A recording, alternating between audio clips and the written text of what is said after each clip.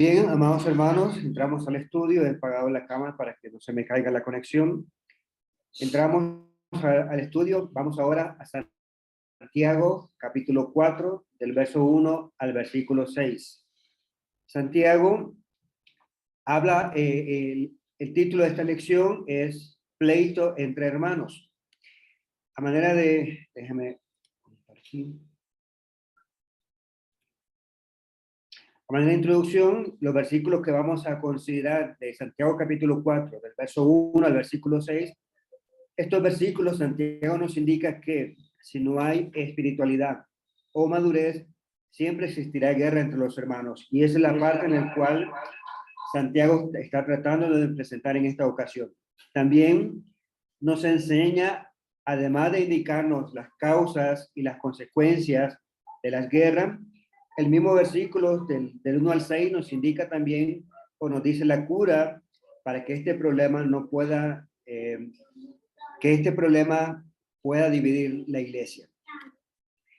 En primer punto, lo que nos podemos encontrar, Santiago, en Santiago capítulo 4, del verso 1 al versículo 2, lo que nos habla en estos dos primeros versículos es la causa del conflicto. Si consideramos el versículo 1, dice de esta manera: ¿de dónde vienen las guerras y los pleitos entre vosotros? ¿No es de vuestras pasiones las cuales combaten en vuestros miembros? Ahora, Santiago en el capítulo anterior nos hablaba acerca de la paz, nos hablaba acerca de la sabiduría, y terminaba en el último versículo entonces que la paz viene siendo como fruto de la sabiduría, que en el cual el apóstol de Santiago anhelaba y exhortaba a que todos entonces buscáramos esta sabiduría.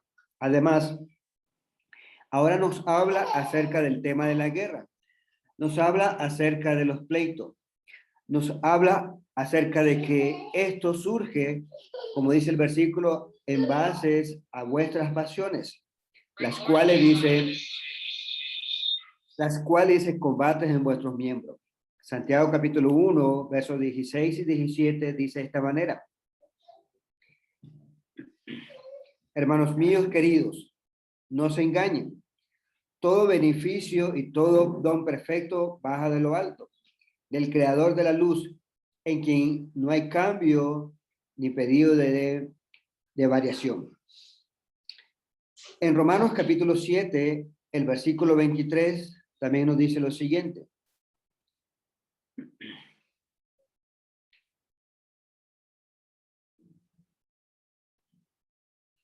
Romanos 7, 23 dice: en mi cuerpo, sin embargo, experimento otra ley que lucha con los criterios de mi razón.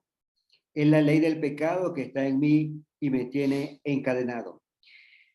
Estos versículos nos indican entonces que si damos falta de sabiduría, nos pide que nosotros la busquemos en Dios. Primera carta de Pedro, capítulo 2, el versículo 11, dice de esta manera: queridos hermanos, ustedes son gente de paso en tierra extraña. Por eso les exhorto a que luchen contra los apetitos desordenados que hacen guerras al espíritu. En esta versión que estoy leyendo, habla acerca de que nosotros somos gente de paso, en tierras extranjeras. La Reina Valera dice que somos peregrinos. Pero la parte que nos debe de llamar la atención, dice, es que nos exhortaba el apóstol Pedro a que luchemos contra aquellos apetitos desordenados que hacen la guerra al espíritu. Es exactamente lo que Santiago nos viene hablando aquí, que nuestras pasiones hacen de que en nuestros cuerpos combatan y exista la guerra. El versículo 2 de Santiago, capítulo 4, dice: codiciáis y no tenéis, matáis y ardéis de envidia, y no podéis alcanzar, combatís y lucháis, pero no tenéis lo que deseáis, porque no pedís. Ahora Santiago nos está diciendo que la guerra es fruto de los deseos ilícitos, de la concupiscencia. Eso nosotros lo miramos en los versículos anteriores. En el capítulo 1 dice que la concupiscencia eran los deseos que teníamos, los deseos que nosotros teníamos. Luego, el versículo nos menciona, conecta el versículo 2 que la concupiscencia, si está en nuestro ser, dice, trae consigo el asesinato. La codicia resulta en frustración de no cumplir los deseos que andan de manera desordenada. Por eso, todo conduce a que hay guerras y pleitos cuando realmente estamos o nos dejamos llevar por nuestras pasiones, como dice el versículo 1 de Santiago 4. Busquemos en nuestra Biblia, Mateo capítulo 5, el verso 21 y 22. Aquí la palabra matar habla de un sentido figurado, como lo que nosotros vemos en Mateo capítulo 5, verso 21 y 22, y dice, ya saben que se dijo a los antepasados, no mates, el que mate será llevado a juicio. Eso era lo que la ley como tal decía en el Antiguo Testamento. Ahora, dando Jesús su propia ley en el cual dice, pero yo les digo, el que se enemiste con su hermano será llevado a juicio. El que le insulte será llevado ante el Consejo Supremo. Y el que lo injurie gravemente se hará merecedor del fuego de la gehenna. Este versículo entonces nos está diciendo en el verso 22 que el Señor instituye su ley. En el Antiguo Testamento se decía cualquiera que mataba, pues era culpable de la ley. Ahora Jesús habla en un sentido más, digamos así, más estricto, diciendo entonces que si nosotros nos llegamos a enojar con nuestro hermano, desde ese mismo instante dice, somos culpables y tenemos derecho, dice, de ser llevados a juicio. La primera carta de Juan, capítulo 3, el versículo 15, dice de esta manera. Odiar al hermano es como darle muerte. Y deben saber que ningún asesinato tiene dentro de sí vida eterna. Ahora, Juan es más exacto diciendo entonces que si odiamos al hermano es como le estamos dando muerte. Y el versículo de Santiago 4:2 dice, matáis y ardéis de envidia.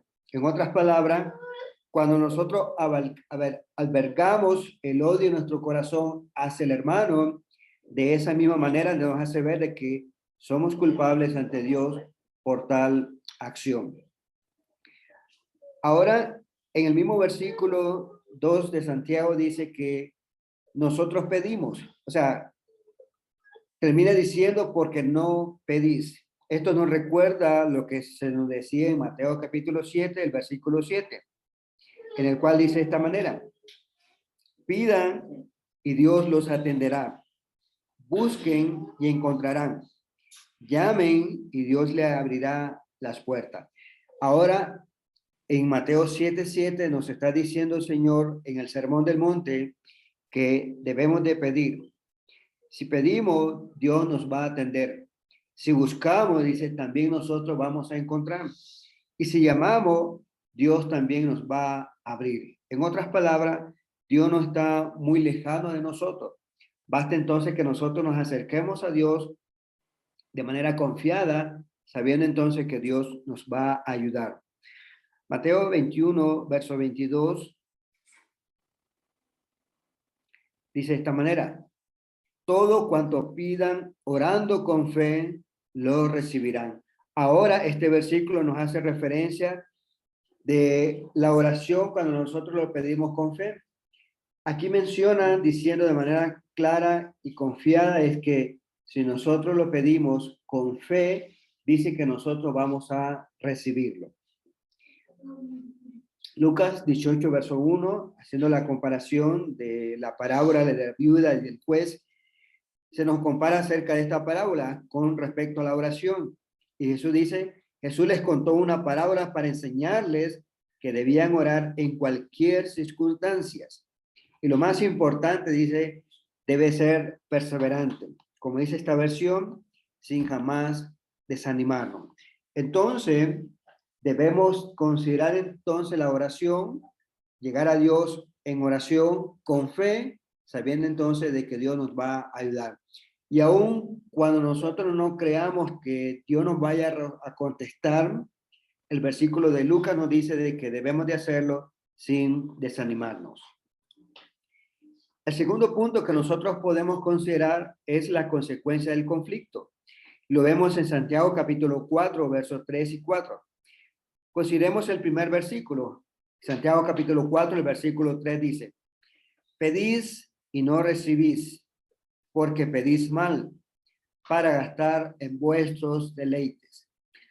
Aquí Santiago nos está diciendo que la manera correcta para el cristiano para cubrir sus necesidades es que nosotros lo pidamos a Dios en oración. Y eso era lo que nosotros en los versículos anteriores habíamos terminado esa parte diciendo que debíamos de pedir. El versículo literalmente dice, porque no pedís. Ahora, Santiago nos está diciendo que los hermanos estaban pidiendo y no estaban recibiendo. Y la razón es que estaban pidiendo mal. Y miren la otra razón más que da, que si hemos de pedir en Dios para nuestras necesidades, la condicionante aquí es para no gastar en vuestros deleites. En otras palabras, debemos considerar que la oración es condicional. ¿Y en qué sentido será condicional? Que debemos de pedir, sí, pero no para gastar en vuestros deleites. Consideramos algunos versículos. Lucas capítulo 15, el versículo 14 dice de esta manera: porque ya lo había malgastado todo. Sobrevino un terrible periodo de hambre en aquella región y él empezó también a padecer necesidad. El pasaje que estamos considerando es en la parábola del hijo pródigo, en el cual ahí se nos dice de que este hombre salió de su casa, de la casa de su padre, con muchas posesiones. Llegó a este lugar y gastó todo lo que tenía. Ahora se está diciendo entonces este versículo que perdió todo aquello por lo cual tenía. Y vemos entonces, dice que llegó un periodo en el cual dice tenía hambre. ¿Qué pasó con este hombre? En virtud de utilizar el dinero en inversión, en tratar de multiplicarlo, en tratar de que no faltase ese dinero, dice que él hizo lo siguiente: gastó en sus deleites, haciendo muchos banquetes. Llegó el momento en el cual dice, ya no tenía nada. Santiago, capítulo 5, el verso 14 al 16, dice de esta manera. Perdón, Santiago, capítulo 5, verso 16 al 18. Reconózcanse, pues, mutuamente sus pecados y oren unos por otros. Así sanarán, ya que es muy poderosa la oración perseverante del justo. Ahí tienen a Elías, un ser humano como nosotros. Oró fervientemente para que no lloviese y durante 3 años y 6 meses no cayó una gota de agua sobre la tierra. Luego volvió a orar y el cielo dio lluvia y la tierra produjo su fruto. En este versículo del verso 16 se nos dice que debemos de reconocer, debemos de confesar nuestros pecados unos a otros. Y la parte que nos debe llamar la atención es que Santiago está diciendo que la oración es poderosa cuando es perseverante del justo. Y el versículo 17 y 18 nos pone un ejemplo muy conocido por nosotros, y es el caso de Elías. En el verso 17 dice que oró fervientemente para que no lloviera. Y dice que el periodo de lluvia fue que no llovió 3 años y 6 meses. ¿Se imaginan ustedes la clase de fe de este hombre? Orar exactamente para que no lloviera sobre la tierra, y vemos entonces de que esto se cumplió. Luego el versículo 18 dice que volvió a orar y el cielo dio lluvia y la tierra produjo su fruto. Esto implica entonces de que este hombre tenía una fe. Pero la parte que nos llama la atención, que Santiago dice que este hombre era humano como nosotros. Oró para que no lloviera y vemos que no llovió. Y luego, ¿verdad? Cuando quiso que cayera nuevamente la lluvia a la tierra, oró nuevamente y también dice que la tierra volvió a producir una vez que cayó la lluvia. Hay una anécdota de una iglesia que estaban orando, que iban a orar para que volviera a caer la lluvia. Y dice que todos fueron a la iglesia a orar, pero había una ancianita, dice que llevó su paraguas. Cuando cuando le vieron que llevaba el paraguas, le preguntaron, ¿pero por qué llevas el paraguas? No está lloviendo. Y lo que dijo la señora es, la ancianita dice, nosotros vamos a orar para que llueva. Con ese gesto de fe de esta mujer, demostró que la oración de muchos justos iba a ser eficaz. Por eso lo vemos en esa ocasión, que ella fue la única que confió en la oración, la única que llevó el paraguas sabiendo que Dios iba a contestar.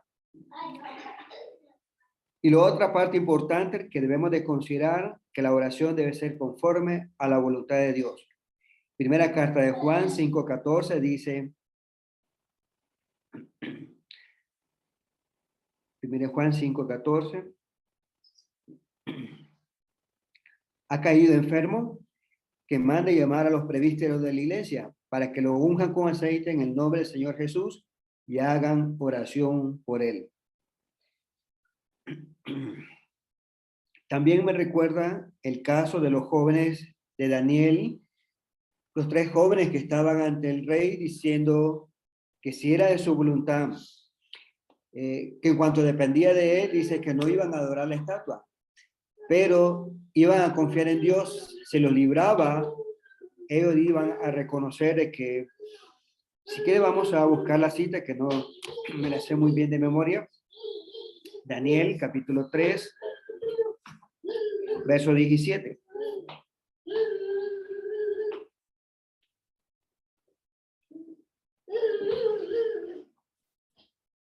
Dice así, si el Dios a quien adoramos puede librarnos del horno ardiente de tu mano, seguro nos librará, majestad. Pero, aunque no lo quisiera, puedes estar seguro, majestad, que no daremos culto a tus dioses, ni adoraremos la estatua de oro que has erigido. Si vemos en estos 2 versículos, encontramos que estos jóvenes estaban confiando en Dios. En el verso 17 confiaban de que Dios les iba a librar. Pero en el versículo 18 se ve la parte negativa. Y dice que aunque no los libre, es decir, si iban a ser consumidos en el horno, la voluntad de ellos es que no iban a adorar la estatua que el rey había levantado. Así de igual manera, nosotros debemos de estar conscientes de que en la oración debemos de esperar en cuanto a la voluntad de Dios, si es positivo o negativo a lo que nosotros estamos pidiendo. Volvamos a Santiago capítulo 4, el verso 4 dice, oh almas adúlteras, ¿no sabéis que la amistad del mundo es enemistad contra Dios? Cualquiera pues que quiera ser amigo del mundo se constituye enemigo de Dios. Aquí nos indica que las consecuencias para las personas de doble ánimo, estar pensando en ser amigo de Dios y amigo del mundo a la misma vez,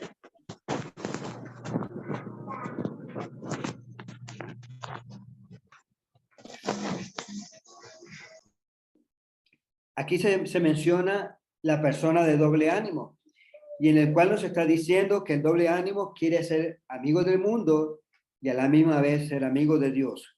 Santiago menciona que si estamos en ese juego, ser amigo del mundo, dice de manera enfática, dice, nos constituimos enemigos de Dios.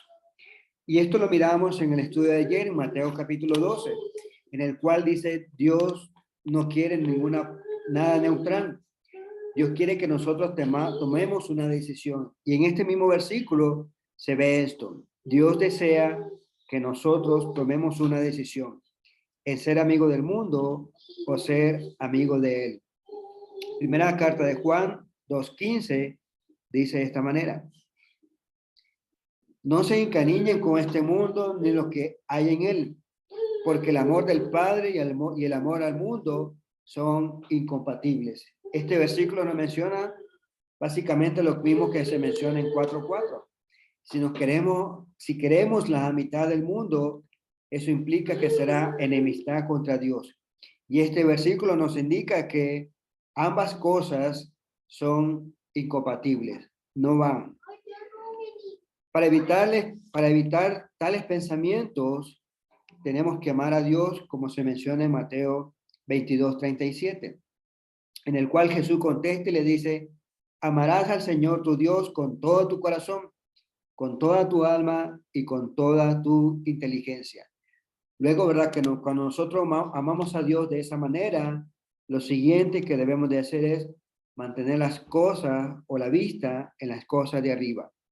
Como lo vemos en Colosenses capítulo 3, el versículo 2, diciendo: pongan el corazón en las realidades celestiales, no en las de la tierra. Esa es entonces nuestra intención y nuestra deseo. ¿Qué nos está diciendo de Santiago? La consecuencia del conflicto es cuando nuestro corazón está en el mundo, cuando pedimos y gastamos para nuestros deleites. Ahora, Santiago en estos dos versículos nos indica la cura para el conflicto. En Santiago capítulo 4, el versículo 5 dice: ¿o pensáis que las escrituras dicen vano? El Espíritu que ha hecho morar en nosotros nos anhela celosamente. El versículo menciona que el Espíritu Santo que Dios hizo morar en nosotros, dice, anhela nuestra lealtad hasta el punto de ser un espíritu celoso. ¿Cómo pues el cristiano puede andar en las cosas mundanas? Es algo, ¿verdad?, en el cual va en conflicto. Este versículo y otros versículos enfatiza que el Espíritu Santo mora en cada cristiano. No lo hace personal ni inmediatamente literal, sino que es a través de lo que la palabra de Dios nos ha revelado. Consideremos la segunda carta de los Corintios, capítulo 6, el versículo 16. Dice así: ¿puede haber algo en común entre el templo de Dios y los ídolos? Pues nosotros somos templo de Dios viviente. Así lo ha dicho Dios mismo: habitaré y caminaré en medio de ellos. Yo seré su Dios y ellos serán mi pueblo. El versículo menciona de que no hay nada en común, el templo de Dios y los ídolos. Luego termina el versículo diciendo de que Dios Padre va a habitar y caminar entre nosotros. Colosenses 1:27 también dice de esta manera, refiriéndose ahora al Hijo, dándoles a conocer la gloria y la riqueza que este plan encierra para los paganos. Me refiero a Cristo, que vive en ustedes y en la esperanza de la gloria. Ahora también el Espíritu, Cristo mismo nos enfatiza de que Él mora en nosotros, por lo cual dice que es la esperanza de gloria para nosotros. También dice el Espíritu Santo no es la palabra, pero nos guía, aparte de ella. Santiago 4:6 dice de esta manera: pero Él da mayor gracia. Por esto dice: Dios resiste a los soberbios y da gracia a los humildes. La exhortación, amados hermanos, es a rehuir del orgullo, a someternos humildemente a Dios, a la autoridad. Menciona también diciendo que al humillarnos, nosotros encontramos el agrado de Dios. En Proverbios capítulo 3, el verso 36, 34 dice de esta manera: se burla de los burlones y concede su favor a los humildes. Ese es lo que la cura para evitar los conflictos nos dice en primera instancia. Uno, el Espíritu Santo mora en nosotros. Por ende, no podemos ni imaginar ser amigos del mundo. Y lo segundo es que Dios da gracia a los humildes. Dios está con aquellas personas que son humildes. El favor de Dios, como dice el proverbio, está con los humildes. A manera de conclusión de este estudio, Santiago identifica las causas y dice que cuando no tenemos sabiduría de lo alto y cuando permitimos que nuestras pasiones afecten la comunión y la paz en la hermandad. También Santiago nos dice las consecuencias es que si nos hacemos amigos del mundo, dejándonos llevar por nuestras pasiones, dice el versículo, nos convertimos en enemigos de Dios. Y luego, la cura que nos da para evitar los conflictos es que nosotros nos humillemos y de esa manera encontramos el favor de Dios. Recordando básicamente que el Espíritu Santo mora en nosotros. Siendo así que mora en nosotros, pues no debemos de considerar que las cosas mundanas, las cosas del mundo afectan nuestra conducción. Gracias, amados hermanos, y que el Señor les bendiga. Amén.